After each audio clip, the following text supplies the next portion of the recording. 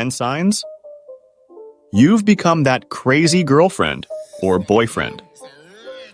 Constant texting.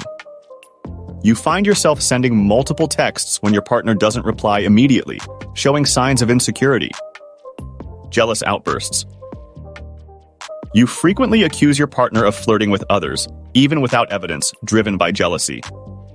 Over-snooping. You check their phone or social media without permission, crossing boundaries of privacy. Controlling behavior. You try to dictate their actions or decisions, from who they can see to what they can wear. Frequent drama. Minor issues become major arguments, and you often create conflict over trivial matters. Excessive need for reassurance. You constantly seek validation of their feelings for you, needing frequent affirmations. Ignoring boundaries.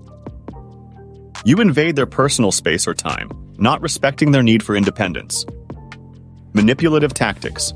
You use guilt or emotional manipulation to get what you want. Overreaction to exes. You become irrationally upset about their past relationships or contacts with exes. Public scenes. You make a scene in public or social settings, drawing unnecessary attention to your relationship issues.